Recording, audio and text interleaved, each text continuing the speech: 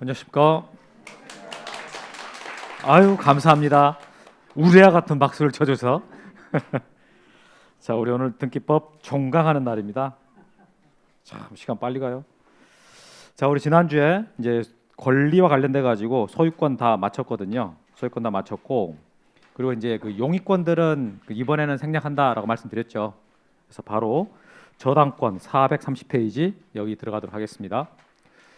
그 지난주부터 했던 내용들 지금 오늘 할 내용도요, 되게 중요한 내용들이고 반드시 시험에 나올 수 있는 그 항상 출제 영순위 내용들이거든요.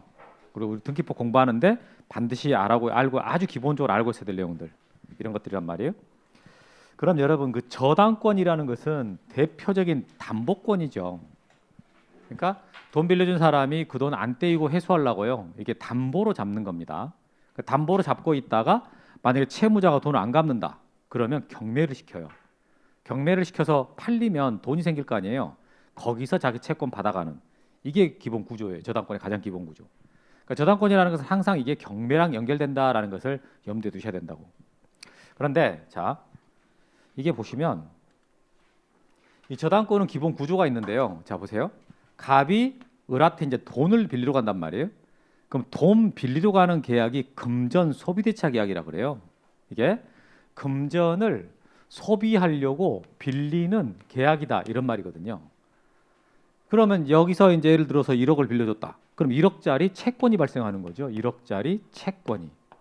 근데 이때 을이 이제 채권자로서 빌려준 돈을 안 떼고 회수하려고 담보 잡는 계약인 저당권 설정 계약을 하는 겁니다. 그러니까 계약이 두 건 이루어지는 거예요. 돈 빌리는 계약 하나, 그리고 별도로 저당권 설정 계약 하나. 근데 저당권은 물권이라 이건 계약만 해가지고 권리가 생기질 않아요. 저당권 설정 등기까지 같이 해줘야 돼. 그래야 저당권이라는 권리가 발생한다. 채권은 그냥 돈 빌려주고 그냥 그거 하면 채권이 발생한단 말이에요. 이 소비대차 계약하게 되면 그럼 발생하지만 저당권이라는 권리는 물권이라 이게 계약만 해서는 권리가 생기는 게 아니라 설정 등기를 해야 권리가 발생한다.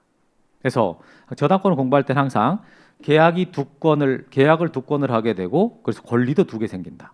이걸 생각을 하고 있어야 돼요. 그러면 이제 우리가 지금 배우는 게 이거잖아요. 저당권 설정 등기를 이제 할 거거든. 그럼 이 저당권 설정 등기할 때 이 등기를 하게 된 원인은요. 이거 저당권 설정 계약이겠어요? 소비대차 계약이겠어요? 어떤 게 이 등기를 하게 되는 원인이 되는 거예요? 멀리 찾지 마세요. 바로 위에 있습니다. 저당권을 만들기로 계약을 해갖고 그에 따라 등기한 거 아니에요? 그러니까 이거에 대한 원인은 이 설정 계약, 이건 기본 계약이라 그러는데 이걸 쓰는 게 아니라 이걸 쓰는 거예요. 그래서 저당권 등기를 보면 그 등기 원인에 설정 계약 이렇게 써져요. 이게 원인이 된다 그 말이에요. 이렇게. 자, 그다음 이제 이제 을이 권리를 두 개를 갖게 되는데 채권하고 저당권, 이 두 개 중에 어떤 게 주된 권리냐? 어떤 게 주된 권리라고요?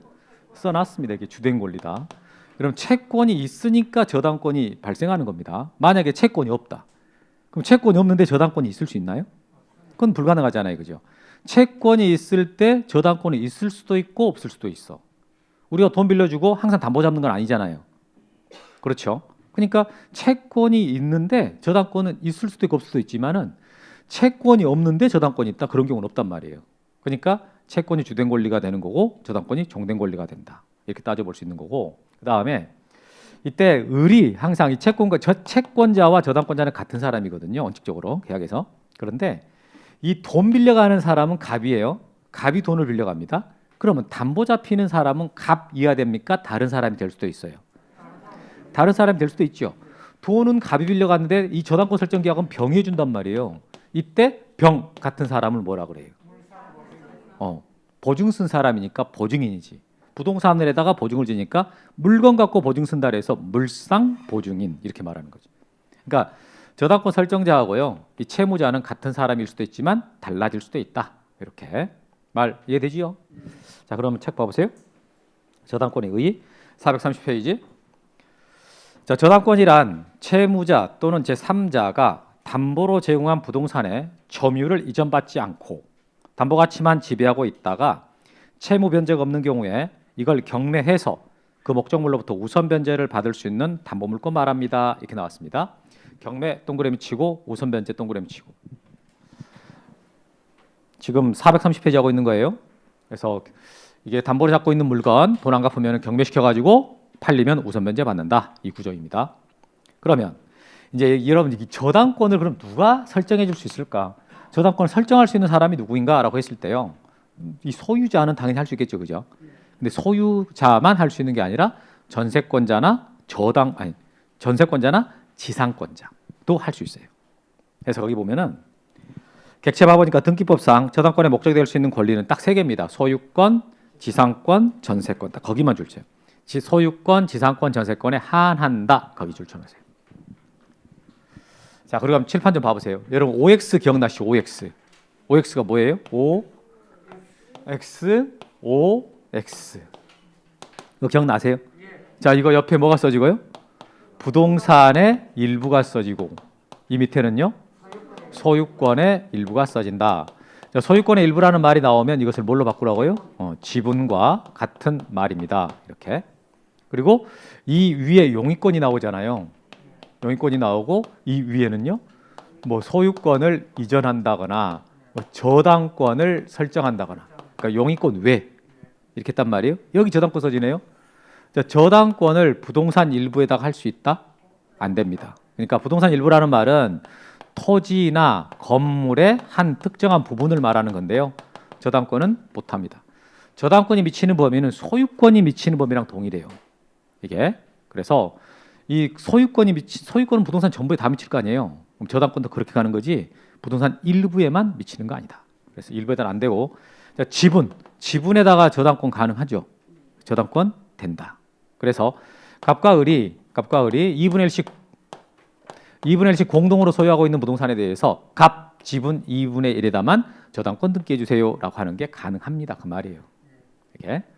그래서 우리 이거 앞에서 했던 내용이잖아요. 여기 한 번 더 나옵니다. 보시면 아까 읽었던 거 다음에 한 편하고 써진 거. 저당권은 소유권의 일부인 지분에 설정할 수 있지만 부동산 일부에는 설정할 수가 없다. 거기까지만. 자, 이렇게 해서 여러분이 저당권의 구조와 그다음에 성질에 대해서 간단히 말했어요. 어때요? 이 구조 잘 이해할 수 있겠어요? 여러분 공부하실 때 저당권 공부할 때 반드시 알고 있어야 될 내용입니다. 이거 반드시 꼭 알고 있어야 돼. 그래서 계약을 2번 권리가 2개 생긴다. 이렇게. 다음 순환 때는요. 이런 거 좀 여러분들이 막 쓰고 그러는데 이런 것들을 프린트로 드릴게요. 1월 달 어차피 이거 똑같이 자료 나갈 거거든요. 똑같이 나갈 테니까 그때는 이런 제가 꼭 여러분들이 막 써야 될 것들은 프린트로 해가지고요. 그냥 교부하도록 하겠습니다. 그러니까 지금 너무 애써서 막 쓰려고 그러지 마세요. 나중에 드릴 테니까. 그 책에다가 너무 정주지 말라 그랬지요. 이제 끝났어 얘는. 오늘로서 끝이야. 2주 때 여러분들이 뵀을 때는요. 새 책 나와요. 기본서. 거기다가 듬뿍 주세요. 아주 그냥 정을. 자, 그러면 이 구조는 잘 기억하셔야 되는 거고, 그럼 이제 저당권 이 설정 등기 이걸 이제 배운단 말이에요. 저당권 설정 등기. 이거 봐보면 자, 갑이 소유하고 있는 건물에 이렇게 을한테 돈 빌려가면서 좀 전에 여기서 갑이 이제 채무자로서 을한테 돈 빌려가고 그리고 갑소유 부동산에다가 저당권을 잡힌다. 뭐 이거잖아요, 그죠? 그럼 여기서 갑소유 이 건물이었어요. 갑소유 건물에 저당권이 들어온단 말이에요. 그 저당권자는 을이고 이렇게. 그럼 이 저당권 설정 등기를 할 때 꼭 써야 되는 게 뭐냐라고 할 때요. 누가 얼마 빌려갔냐를 꼭 써줘야 돼. 누가 얼마 빌려갔냐. 그럼 누가 빌려갔냐가 뭐예요? 채무자. 얼마 빌려갔냐? 채권에. 그래서 누가 얼마 빌려갔냐. 이걸 써줘야 되는 거예요. 물론 이거 말고도 이제 뭐 이자가 얼마냐. 언제까지 돈 갚을 거냐. 변제기. 뭐 이런 거 있을 수 있거든요. 근데 그런 것들은 이제 써도 되고 안 써도 되는 상황이지만 반드시 꼭 써야 되는 것은요. 누가 얼마 빌려갔냐. 이거 채권액과 채무자 이런 식으로. 근데 여러분이 그럼 저당권자도 꼭 쓰는 거 아닌가요? 라고 말하거든. 맞아요. 맞는데 자 보세요. 제가 그때 여러분 등기법 첫날 뭘 배운 적 있었냐면은 이전 등기하고 변경 등기의 차이점을 말한 거 있었거든요. 기억나십니까? 자, 이전 등기는 뭐가 바뀔 때 하는 거였어요? 소유자만 말하면 안 되고 권리자. 전세권자도 바뀔 수 있고 저당권자도 바뀔 수 있고 다 바뀔 수 있거든요. 그럼 그 권리자가 바뀔 때 쓰는 표현이 이전 등기였고, 그럼 변경 등기는 뭐가 바뀔 때예요? 이 권리의 내용이 바뀔 때 쓰는 말이 이게 변경 등기였거든. 그러니까 이 내용이라는 말과 권리자라는 말을 구분해 줘야 돼요. 그래서 우리 등기할 때 반드시 꼭 써야 되는 필요사항이 뭡니까? 라고 물었을 때는 내용을 말하는 내용. 이 내용에서 반드시 꼭 써야 될 것을 말하는 것이지 권리자는 당연히 써야 되는 거예요. 권리인데 권리가 안 써지는 거는 딱 하나 있긴 해. 지역권이라는 게 있는데 그건 권리자가 안 써지거든요, 등기부에. 근데 그걸 제외한 모든 권리들은요, 권리자를 쓴단 말이에요. 그러니까 권리는 당연히 쓰는 거라고 생각하시고 이 권리자를 제외한 나머지 가지고 이제 필요사항이 뭐냐, 임력사항이 뭐냐 이런 식으로 말하는 거거든. 저당권에서 꼭 쓰는 것은요, 누가 얼마 빌려갔습니까? 이렇게 말하는 거지. 그러면 이 저당권 설정 등기를 신청해야 할 거잖아요. 그럼 누가 하고 싶어 하는 거예요? 갑과 을 중에서 누가 하고 싶어 하겠어요? 저당권자 을. 그럼 이때 협조해야 될 사람은 누가 되는 거예요? 갑 그러지 말고 저당권 설정자 갑. 저당권 설정자 갑이 의무자가 되고 저당권자인 을이 권리자가 돼서 공동으로 신청한다. 이렇게. 그런데 지금 여기 저당권은 이렇게 1번이라고 써 있고 여기 전세권은 2번이라고 써 있는데 그런데 밑에는 2-1번이 나온단 말이에요. 그럼 이거 뭐냐? 좀 전에 여러분 저당권을 소유권자만 설정할 수 있는 게 아니라 그랬잖아요.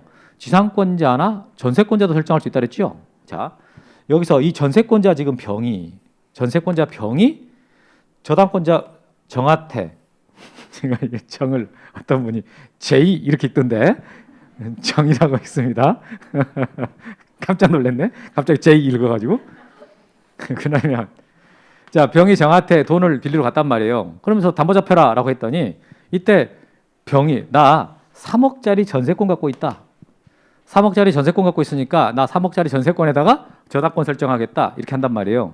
그럼 오케이 알았다 라고 하면서 이 전세권에다가 저당권을 설정할 수 있어요. 그럴 때는 그냥 2번 전세권부 저당권, 이 전세권에 저당권이 붙는다 이렇게 쓰는 거예요. 소유권자가 설정한 저당권이면 그냥 저당권 설정하고 써도 돼. 그럼 당연히 소유권자가 설정해 준 거다라고 할 수 있어요. 그런데 이거 지금 이 저당권은 소유권자가 설정한 게 아니라 저당권자가 설정하잖아요. 전세권자가 설정하잖아요. 그러니까 요거랑 구분해 줘야 되거든. 그래서 2번 전세권에다가 이게 저당권이 들어온다라고 쓰는 거예요. 근데 쓰는 내용 같지? 누가 얼마 빌려갔냐? 누가 얼마 빌려갔냐? 쓰는 것 같아. 근데 이제 번호로 여기서만 전세권부 저당권 이렇게도 쓰지만 앞에다가 번호로 구분을 해줘요. 번호로. 이 저당권은 지금 소유권자가 설정한 게 아니잖아요. 만약 여기다가 3번이라고 써버리지 그럼 소유권자가 설정했다는 뜻이에요. 근데 이 저당권을 전세권자가 설정했기 때문에 이 전세권에 붙어서 나와야 되거든. 그래서 이때 2-1 부기 등기해 주는 거예요. 이 저당권은 전세권에 붙어 나온 것이다. 이런 의미로. 그때 말 이해되셨어요? 그래서 이따 저 부기 등기할 때 한 번 더 말할 텐데 자 소유권자가 뭔가 설정해 주잖아요. 소유권자가 뭔가를 설정하면 저당권 설정하든 전세권 설정하든 지상권 설정하든 소유권자가 설정한 등기들은 주등기로 해요. 주등기. 1번, 2번, 3번 이렇게 써진다고요.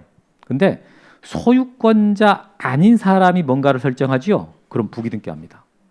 그러니까 이 저당권을 지금 전세권자가 설정했잖아요. 그 전세권에 붙여갖고 번호를 써주는 거예요. 그러니까 2-1이라고 쓰는 거라고.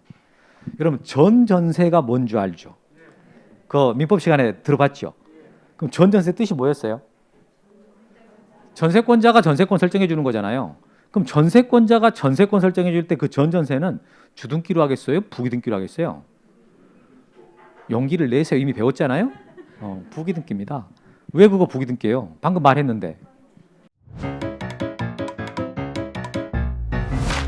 에듀윌 유료 회원만의 특별한 서비스.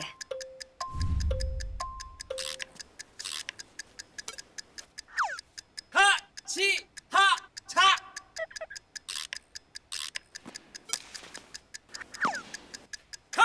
하치하차 정답! 같이 하자 친구야 에듀윌 유료 회원!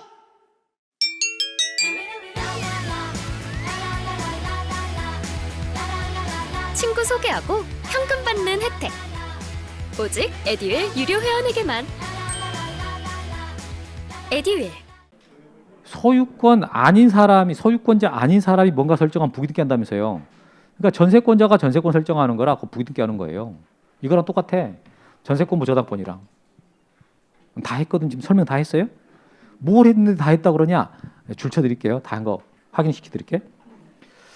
거기 2번 저당권 설정 등기를 봐보면 자 저당권 설정 등기 신청인 봐보니까 저당권 설정 등기는 저당권자가 등기 권리자고 저당권 설정자가 등기 의무자가 된다.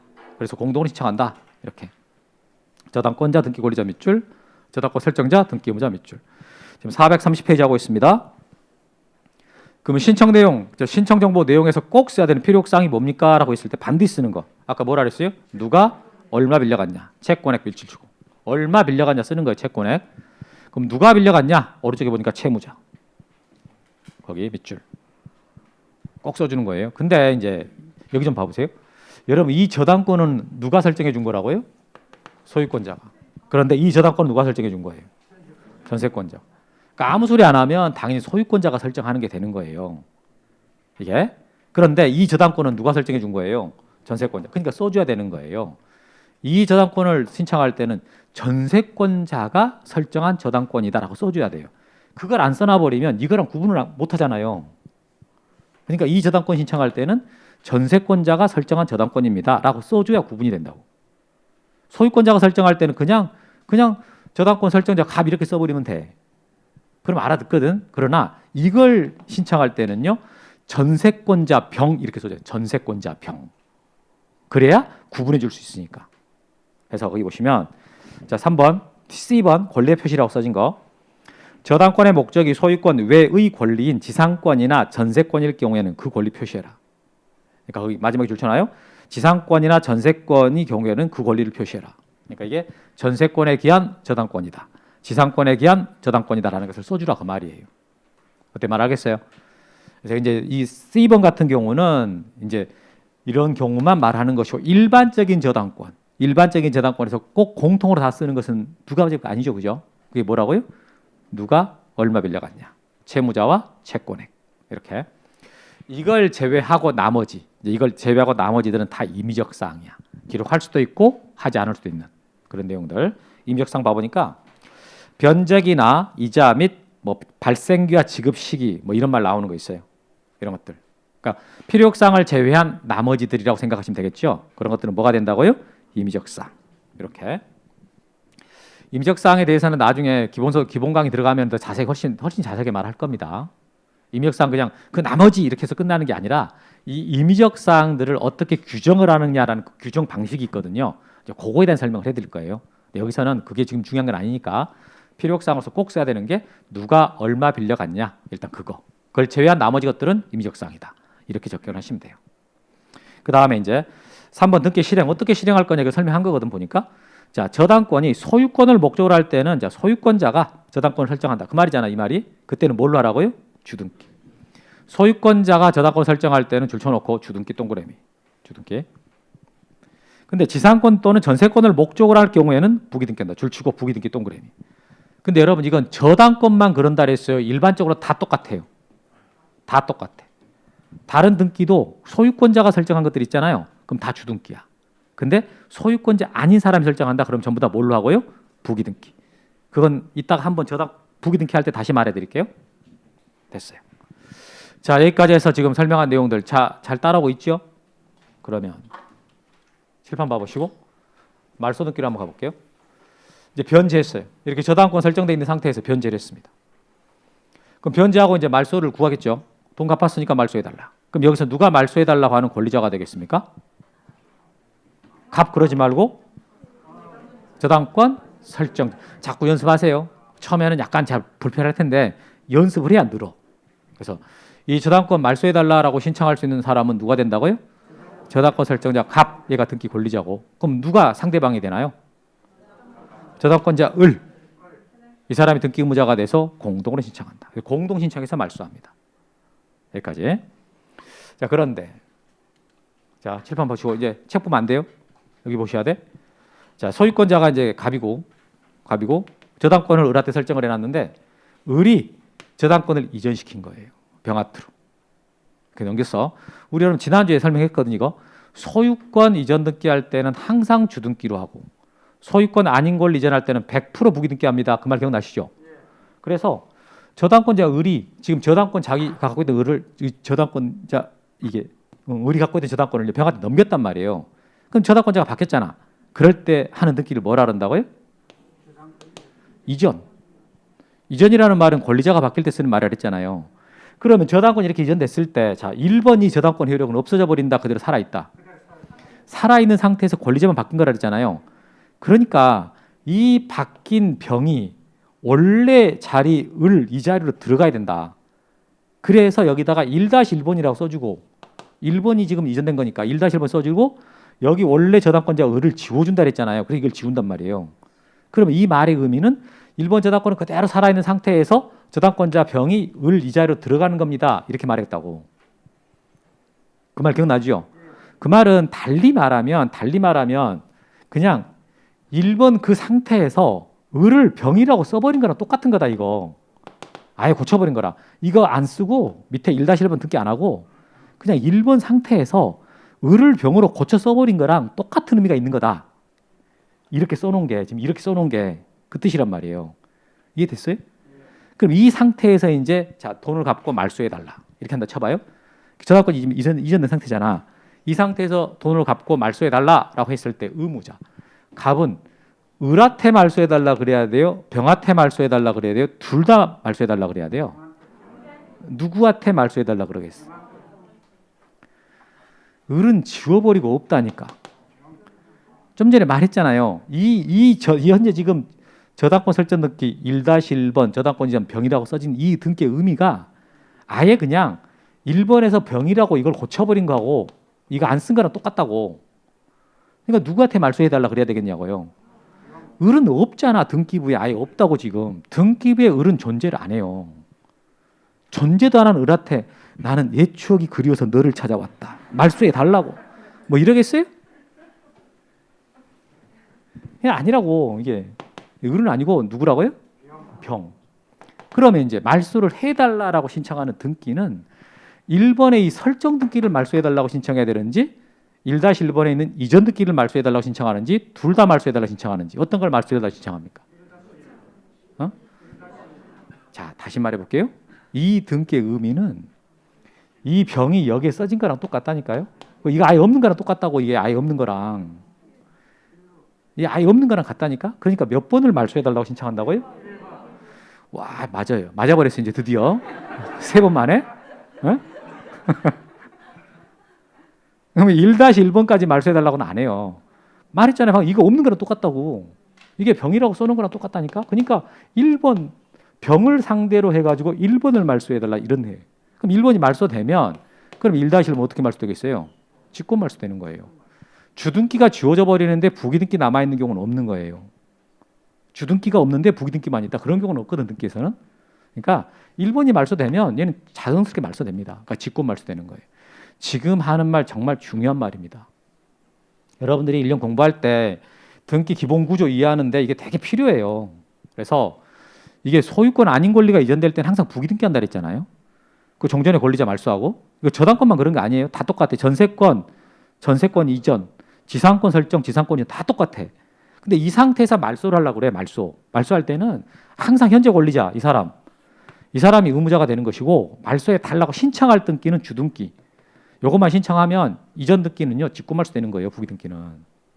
그래서 하도 여러분들이 이걸 을이다 그랬다가 병이다 그랬다가 을병 둘 다 말하겠다 하니까 제가 이제 이거 하도 설명하다가 애우라고 말하지. 병하네라고 애우세요.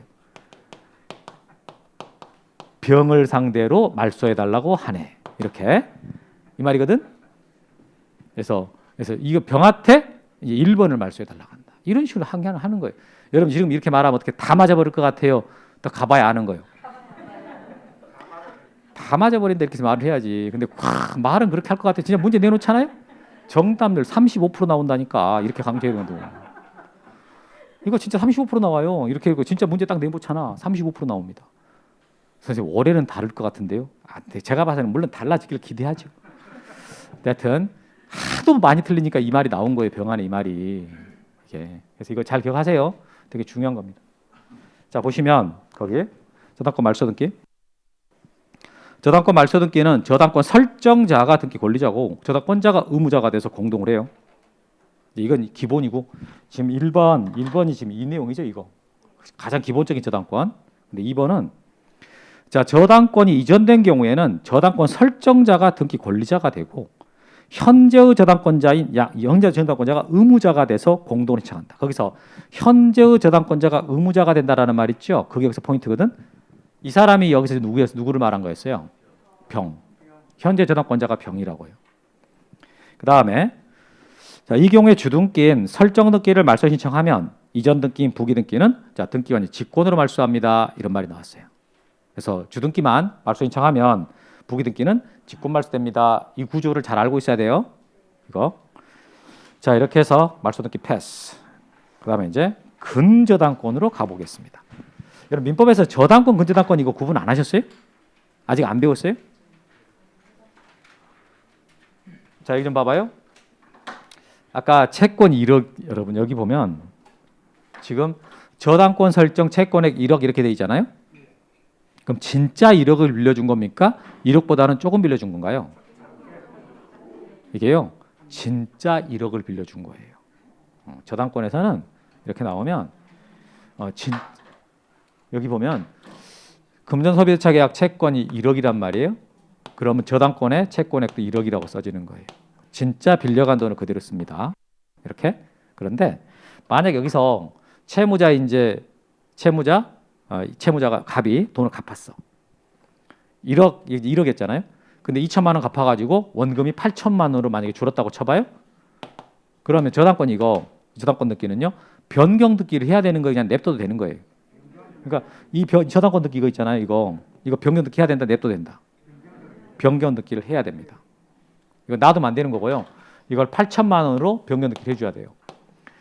5천만 원 갚아갖고 3천만 원으로 줄었잖아요. 그러면 이거 다시 3천만 원으로 변경해야 되고요. 그 다음에 3천만 원 더 빌려가가지고 6천만 원이 됐어요.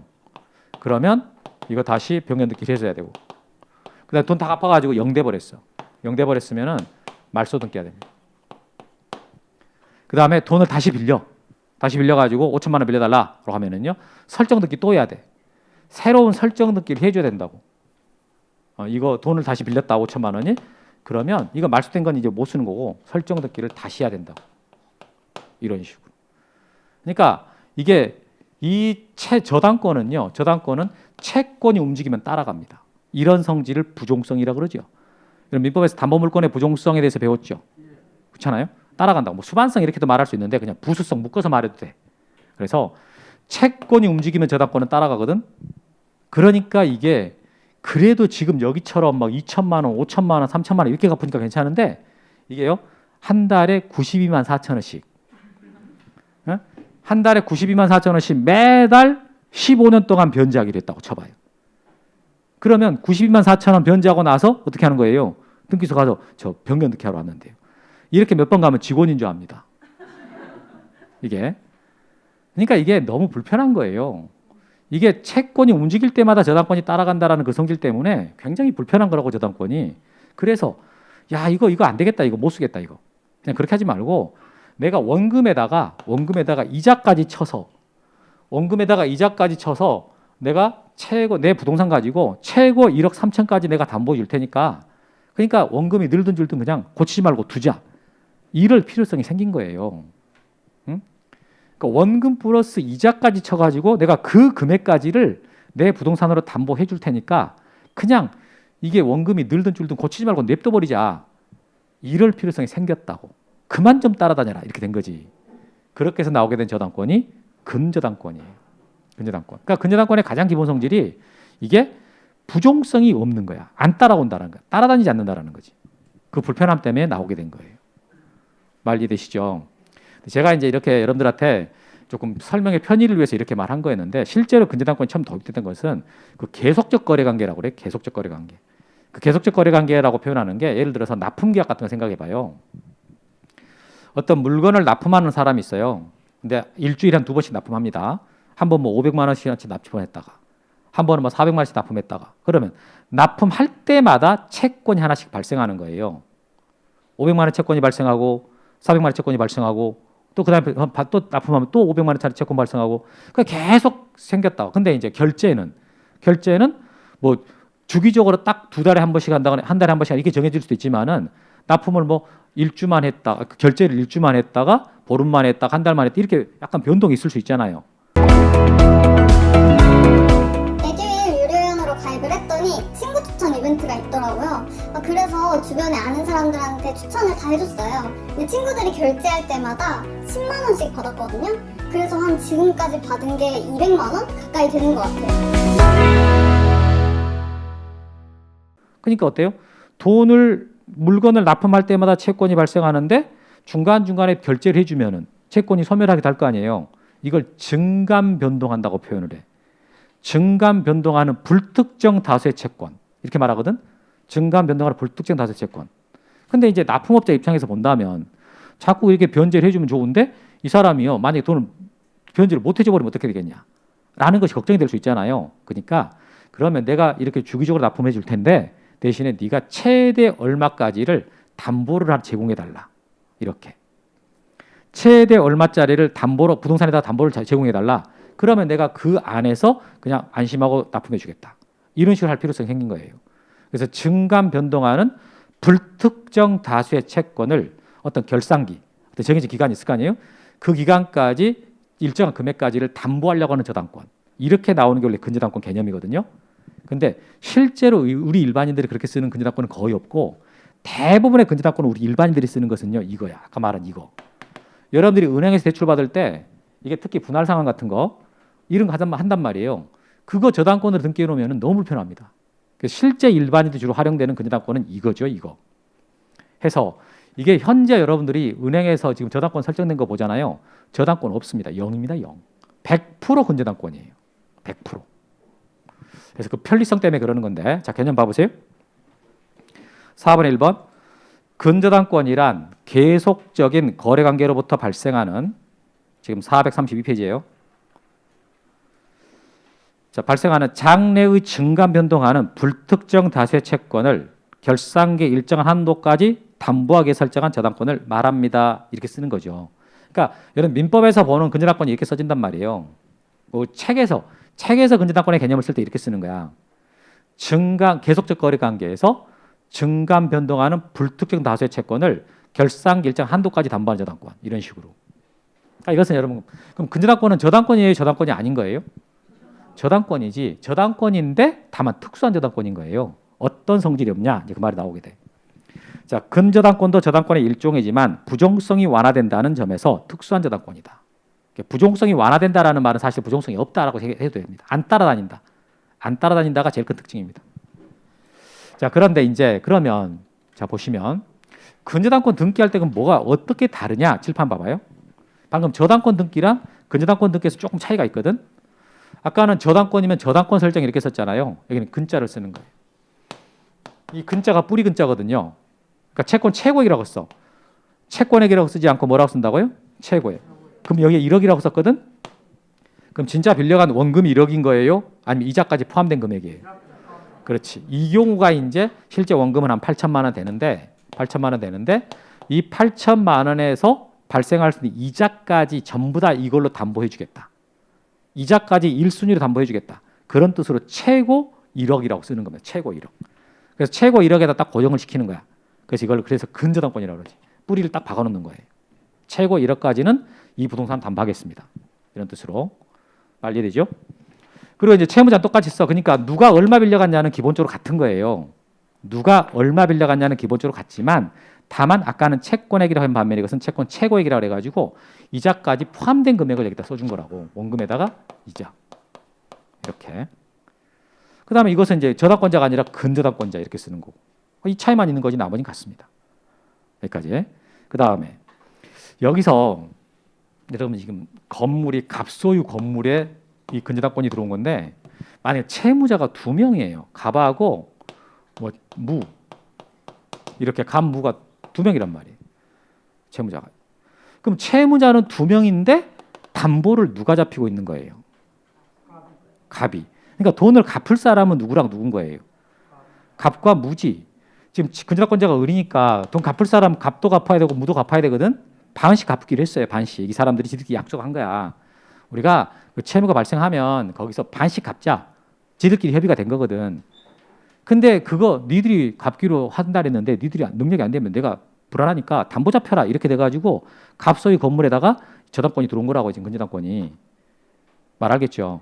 그럼 여기다 금액을 쓸 때요. 자, 채권 최고액 1억 채무자 갑 무 이렇게 쓴 것인지 아니면은 갑 5천만 원, 무 5천만 원 이렇게 쓰는 것인지 어떻게 써야 되냐 그 말이에요. 이렇게 쓰는 걸 보고 단일하게 쓴 거라 단일하게. 근데 이렇게 쓰는 걸 보고 구분하여 쓴다라고 말하거든요. 뭐라고 말한다고요? 구분하여. 이렇게 쓰는 것을 단일하게. 그럼 단일하게 써야 돼요? 구분하여 써야 돼요? 단일하게 씁니다. 왜냐하면 근저당권이라는 것은요. 저당권도 마찬가지고 근저당권도 마찬가지고 이게 사람을 갖고 담보하는 게 아니잖아요. 이 부동산을 가지고 담보하는 거잖아요. 그러니까 이 부동산을 가지고 얼마까지 담보할 거냐라고 쓰기 때문에 이 건물에서 1순위로 담보할 최고 금액이 1억이다. 이렇게 쓰는 거예요. 갑이 5천만 원, 무가 5천만 원 쓸 필요가 없는 거야. 그것은. 어차피 저당권이라고 근저당권이라는 개념은 이 부동산을 가지고 담보하는 거거든. 그러니까 부동산 가지고 최고 1억까지 담보합니다. 라고 쓰는 거라고. 말 이해되시죠? 그래서 보시면 2번 근저당권 설정 등기 신청서에는 자, 채권 최고액과 채무자를 기록합니다. 채권 최고액 동그라미 채무자 동그라미. 채권 최고액 속에는요. 이자도 포함되어 있으므로 이걸 별도로 기록하지 않는다. 밑줄. 이렇게. 다음. 자, 채권 최고액은 반드시 단일하게 기록합니다. 단일하게 동그라미. 채권자 또는 채무자가 수인인 경우라도 이걸 구분하여 기록할 수는 없습니다. 자, 구분하여 기록할 수 없습니다. 밑줄. 이렇게. 여러분, 단일하게의 반대말이 뭐라고요? 단일하게의 반대말? 구분하여. 복잡하게 아니에요. 보통 단일하게 반대말 뭐예요? 그럼 복잡하게 이렇게 말하는데 복잡하게 아니라 단일하게의 반대말은 구분하여. 이렇게 쓰는 거예요. 자, 이렇게 해서 저당권은 이 정도만 말씀드릴 텐데 참 하나만 더 할까요? 그러면? 여러분 여기가 지금 연대채무자야. 여러분 연대채무자라는 말 들으는 봤죠? 그럼 여기서 이게 지금 갑과 무가 연대채무자거든? 그럼 여기다가 연대채무자라고 쓸지 그냥 채무자라고 쓸지 어떻게 쓰는 거예요? 그냥 채무자라고 써요. 이들이 연대채무자든 뭐든 근저당권하고는 상관이 없는 거야. 아까도 말했지만은 어차피 이 건물을 가지고 얼마까지 책임을 질 거냐 지금 이 내용이잖아요. 그러니까 이들이 연대채무자인지 그냥 단순채무자인지는 상관이 없는 거라고. 그래서 등기부상에다가는 그냥 채무자라고만 쓰는 거지 연대라는 말을 쓰는 게 아니라는 거지. 그래서 밑에 보면 이어서 채무자의 표시는 수인의 채무, 연대 채무자를 하더라도 단순하게 채무자라고만 표시한다. 이렇게. 여기다가 채무자 이렇게 쓰는 거지 여기다 연대라는 말을 쓸 필요가 없다. 그런 말로 쓰는 겁니다. 그래서 이게 이 담보물권, 이 저당권 있잖아요. 저당권, 근저당권. 이 부동산에 관한 담보권이기 때문에 굳이 이게 뭐 사람이 여러 명이 달 때 나눠 쓸 것도 아니고 그 사람이 연대 이런 건 중요한 게 아니라는 거야.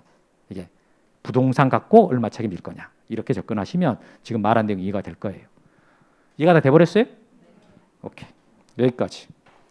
저당권 이렇게 해서 아주 기본적으로 저당권에서 반드시 제일 기본이 되는 내용들을 충분히 전달했습니다. 자, 그러면 이제 5장으로 들어가 보도록 하겠습니다. 칠판 좀 봐보세요. 자, 각종의 등기라고 나오는 건데 이제 우리가 이런 등기들을 이제 5장에서 배우게 돼. 변경 등기, 경정 등기, 말소 등기, 말소 회복 등기, 멸실 등기, 부기 등기, 가등기. 어우, 한 번에 다 읽으니라고 숨 좀 차봤습니다. 그러면 이런 것들 이 세 개 먼저 개념을 말할 거고 이제 하나씩 하면 이건 부기 이게 시험에 제일 잘 나온 건 가등기예요. 가등기, 부기 등기, 말소 등기 가장 잘 나오지. 근데 등기법은 이게 다 하나의 문제가 만들어질 때요. 이게 다른 것들이랑 다 용어들을 다 조합을 해서 만들기 때문에 뭐 이것만 그럼 나머지 안 해도 되냐 이건 아니야. 다 연결돼 있긴 해. 근데 그 중에 가장 잘 나온 것은 당연히 가등기. 제일 마지막에 나오는 거. 끝까지 긴장을 놓을 수가 없게 제일 마지막에 가등기가 중요하게 들어가 있는 거지. 그럼 이제 변경 등기, 경정 등기, 말소 등기 가는데요. 여기 좀 봐봐요. 이게 등기 기록이라는 말이 여러분 등기부라고 생각하면 된다 그랬잖아요. 이게 등기부라고 생각하면 되는데 이 등기 기록에 뭐가 써 있으면 실체관계랑 일치가 돼야 돼. 정말 그래야 된다 그 말이에요. 등기부에 써진 것대로 정말 그런 관계가 있을 때 그 등기를 유효하다 이렇게 말하는 거거든. 근데 이게 만약에 불일치하단 말이에요. 불일치. 근데 불일치가 전부가 불일치할 때가 있고 일부가 불일치할 때가 있어. 그럼 등기부에는 뭐라고 써 있는데 실체관계 하나도 없어요. 그럼 전부가 불일치한 거거든. 그럼 그건 무효야. 무효는 냅두면 안 되고 말소시켜버려야 되거든.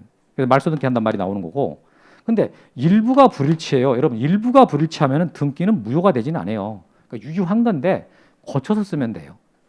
근데 그 불일치가 언제 발생했냐? 이게 원시적이냐 후발적이냐 나누는데 원시적이라는 말은요. 등기할 때부터. 등기할 딱 등기 쓰는 순간부터 뭔가 잘못된 거예요. 그걸 보고 원시적으로 불일치하다 이렇게 말하거든. 그때 고치는 것을 보고 경정등기 이렇게 말하고 후발적으로 불일치하다라는 말은요. 등기할 때는 아무 문제 없었어요. 근데 시간이 경과가 되면서 뭔가 달라진 거야. 그걸 고쳐야 되는데 그걸 뭐라고 표현한다고요? 변경등기. 이렇게 생각한다.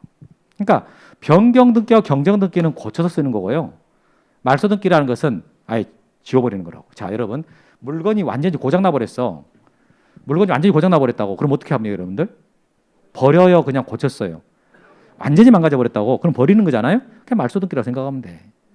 세탁기를 하나 사왔는데 처음에 사올 때부터 뭔가 좀 이상해. 딱 코드 꽂았는데 잘 이상해.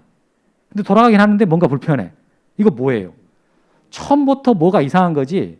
이게 원시적으로 뭔가 잘못됐다. 이렇게 생각하면 돼. 원시적으로 일부가 잘못돼 있다. 그럼 그런 경우는 고쳐서 쓰면 되는 거 아니에요. 이게 경정등기라는 거야. 사올 때부터 잘못된 거.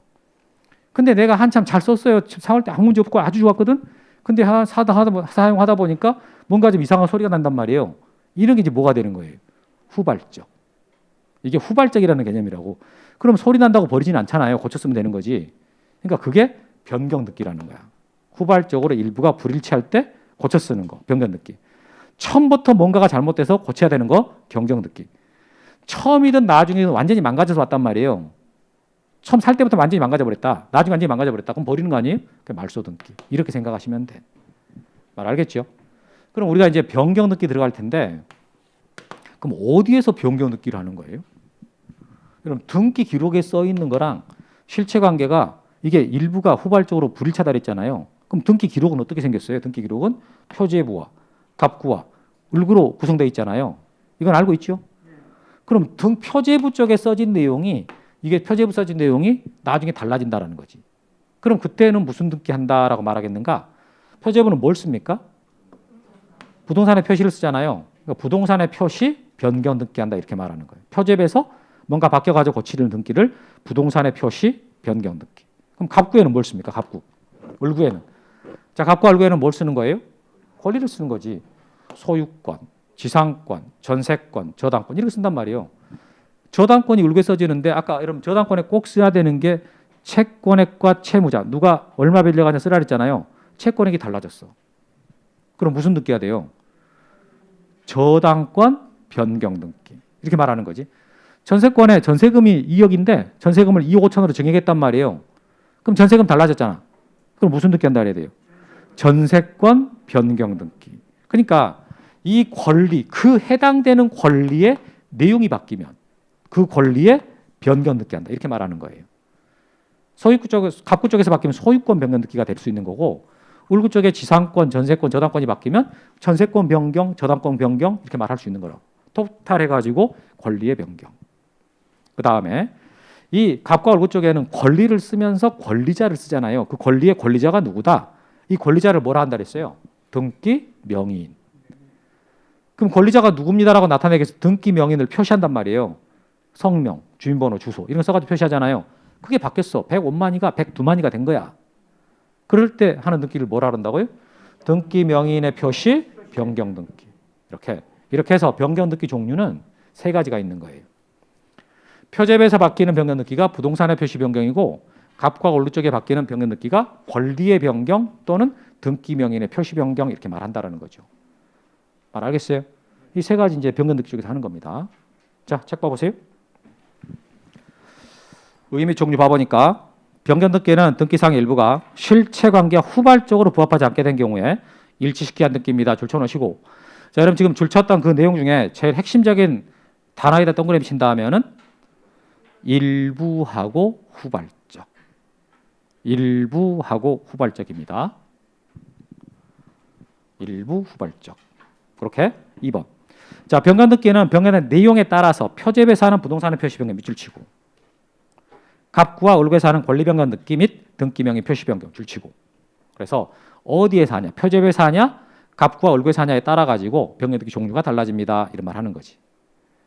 어려운 말 아니죠? 자, 그러면 이제 밑에 자, 부동산의 표시 병력등기 내려오는데 칠판 봐볼게요. 여기 표제부입니다.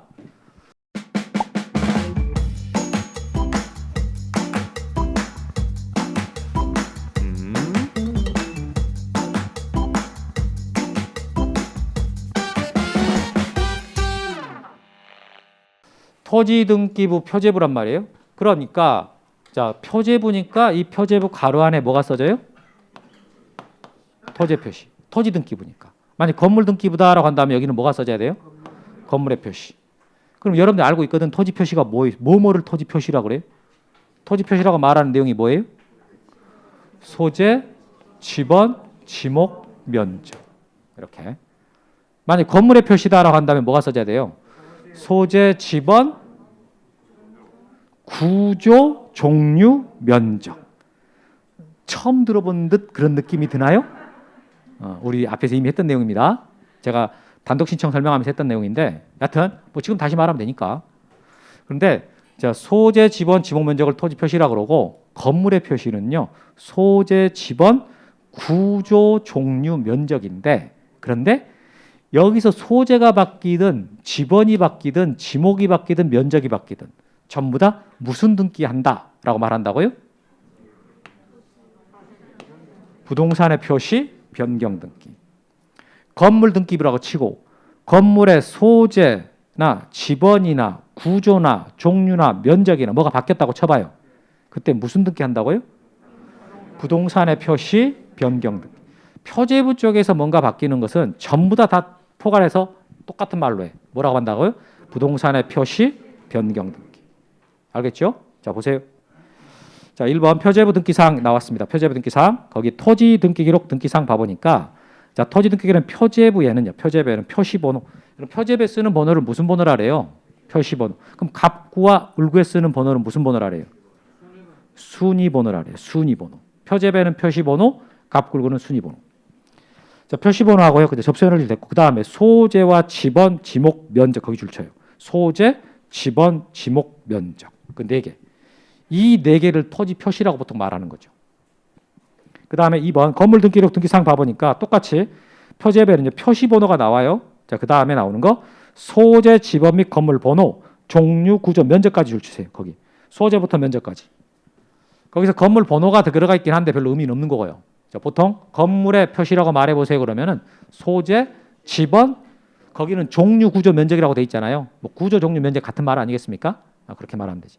이게 여기가 법에 써진 순서는 이거거든요. 법에는 이렇게 써 있어.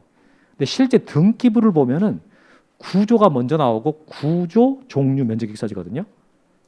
근데 딱 봐도 구조가 먼저 나오는 게 편해. 이게 한번 생각해 보면 그것도 편하거든. 근데 법에는 이렇게 돼 있는 거예요. 하여튼 소재, 지번, 구조, 종류, 면적 이 5개가 기본적인 건물의 표시다. 네, 알겠습니까? 그러면 이게 이제 오른쪽에 와보니까 어떤 게 등기 사유가 되겠냐라고 했을 때 거기 봐보니까 먼저 행정구역 또는 그 명칭의 변경 줄쳐보세요. 거기까지. 행정구역 또는 행정구역 명칭 변경. 자, 그리고 칠판 봐보세요. 이 등기부를 여러분들이 본 적이 있거든요. 이미 봤었어요. 보면은 1988년도에 강남구 방배동이 서초구 방배동으로 구가 나눠진다고. 강남구가 둘로 나눠가지고 방배동은 원래 강남구였다가 서초구에 편입이 돼요. 그러면 행정구역 명칭이 바뀌었다고 말하는데 지금 이 경우를 그럼 이 경우에 구체적으로 뭐가 바뀝니까? 이 경우에는 구체적으로 뭐가 바뀌? 이렇게 되면 소재, 지번, 지목, 면적 중에 뭐가 바뀌어요? 소재가 바뀌지. 여기 방배동까지를 소재라고 그래. 75번이 지번이고. 그럼 여기가 바뀌는 거잖아. 여기가 바뀌니까 뭐가 바뀐 거예요? 소재가 바뀐 거지. 소재. 그럼 요게 바뀐 거거든. 요게 바뀌었을 때 무슨 등기 한다고 말한다고요? 부동산의 표시, 변경 등기. 그 다음에 자, 거기 봐보니까 토지 동그라미 치고 토지에 분할, 합병, 지목병을 줄쳐봐요. 그럼 토지가 분할됐다라고 한번 생각해 보세요. 그럼 뭐가 바뀌는 겁니까? 토지가 분할됐다. 바뀔 내용은 소재, 지번, 지목, 면적 중에서 딱 생각해 봐도 뭐가 바뀌어요? 분할이 되면 면적 바뀌겠지. 면적이 줄어들 거잖아요. 합병이 됐다. 그럼 뭐가 바뀌겠어요? 면적 바뀌겠죠. 그죠? 이렇게. 지목 변경됐다 그러면 뭐가 바뀌겠어요? 지목이 바뀌겠지. 이렇게. 그러니까 분할이나 합병이나 지목 변경이 있게 되면은 표제부 쪽에 면적이 바뀐다거나 지목이 바뀌니까 그러니까 부동산의 표시 변경 등기 한다 그 말이에요. 이해 되잖아요, 그죠? 건물 동그라미 치고 건물의 경우 이제 분할, 구분, 합병 뭐 이런 말 나오는데 이것은 일단 패스하셔도 돼. 그런데 건물을 분할한다 그러면 아니 건물을 분할한다고? 그럼 어떻게 분할하는 거지? 건물 분할 어떻게 하겠어요? 잘라? 잘라요 진짜. 뭐 그런 경우도 있지만 건물 분할은 법적인 개념이에요. 부속 건물을 따로 빼가지고 독립 건물로 만들어주는 거거든요. 근데 그런 건데 지금 그럼 몰라도 돼. 그러니까 건물 갖고 이걸 이해하려고 그러지 말고 토지로 이해하는 것이 쉽잖아요. 그러니까 토지로 이해하시면 된다고. 거기 동그라미에서 2번까지 하고 쉴게요. 그럼 여러분 우리 이게 이제 예를 들어서 이거 해달라라고 이제 어떻게 신청을 해야 하겠어요? 직권으로 하겠어요? 이거 두 개가 차이가 있어요. 자 보면은 우리도 지적법 배울 때 우리나라는 지금 대장하고 등기부가 따로따로 관리가 되고 있거든. 자 이게 지금 소관청이 가지고 있는 대장이다. 대장입니다. 여러분 대장 모양 기억나세요? 깨끗해져 버렸어요. 기억나세요? 혹시 기억이 가물가물하신 분은 2주 드릴 기억에 기대해 주세요. 지적법 첫 시간 들어가면 또 대장 보여드리거든. 그러면 자 이게 대장이다라고 했을 때 왼쪽이 토지 표시가 써진단 말이에요. 토지 표시가 써지고 오른쪽에 소유자가 써지고 이렇게. 그러면 이 토지 면적이 자 654.6제곱미터였어요. 소유자 나이라고 칠게요. 그런데 이번에 이 땅이 분할이 됐거든. 분할이 됐으면은 이 면적이 준단 말이에요. 그럼 대장에서 면적이 줄어야 되고 등기부도 면적이 줄어야 되는데 이게 어디를 먼저 고쳐야 되는 거예요? 토지 표시는 대장을 기준으로 하기 때문에 대장에서 먼저 면적이 정리가 됩니다. 그래서 여기 면적이 354.3제곱미터로요. 면적이 300제곱미터로 줄었다라는 거지. 분할돼서 300제곱미터가 다른 데로 300.3제곱미터가 옮겨간 거예요. 이렇게. 그러니까 이 땅의 면적은 이렇게 줄은 거야. 그럼 이렇게 면적이 줄었다라는 대장에서 면적이 줄었으니까 등기부에서도 면적을 분할하고 줄여놔야 될 거 아니에요. 그렇죠? 그러면 이제 이렇게 대장이 정리가 되면 대장을 먼저 정리했습니다. 그럼 소유자 A가 1개월 내로 이 대장을 첨부해서 등기소에 가가지고 변경 등기 해주세요 라고 신청을 해야 돼. 누가 가라고요? 소유자가. 얼마 내로요? 1개월. 1개월 내로. 근데 갈 때 빈손으로 가면 안 돼. 뭘 챙겨가야 돼요? 대장을 챙겨가야 돼. 왜 대장 챙겨가야 돼요? 등기관은 신청서를 보고 등기를 하긴 하는데 그 신청서가 제대로 써져 있는지 확인을 해야 되거든. 그럼 신청서 잘 써져 있냐 확인하려니까 뭘 첨부해줘야? 대장을 첨부해줘야 아 대장 이렇게 확실히 고쳐놨구나 라고 보고 믿고 그걸 등기를 해주는 거예요. 이제 신청을 했어. 그러면 등기해야 될 텐데 여기 표제부 등기는 100% 주등기를만 해. 표제부 이 표시번호 있죠? 표시번호는 절대 다시가 붙는 경우가 없어. 항상 표제부 등기는 어떻게 한다고요? 주등기로만 해요. 그리고 여기 보면 지금 1번에서 2번으로 넘어왔잖아요. 넘어오게 되면은 이때 1번은 다 지워야 되는 거야. 항상 현재 등기 있는 상태만 놔두고 종전의 거 다 지우거든요. 이렇게 다 지워. 2번에 3번 넘어갔죠. 그럼 3번 하게 되면서 2번을 다 지워. 항상 표제부는 종전 내용은 다 말소시켜버리고 효력 있는 것만 놔둬요. 이렇게. 자, 지금 제가 여러분들한테 표제부 등기 설명 다 했어. 자, 다시 볼게요. 표제부 쪽에 어떤 원인이 발생했습니다. 그러면 대장을 먼저 고치는 거예요.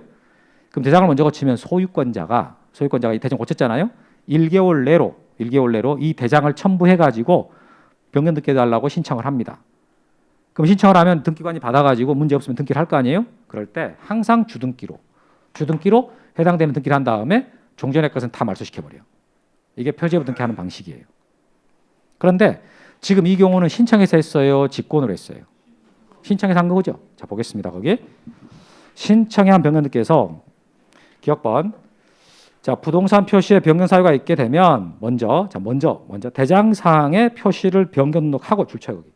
대장상 표시를 변경 등록하고 그다음 대장을 첨부해서 끊어서 줄치세요. 끊어서 대장을 첨부해서 변경 등기 신청한다.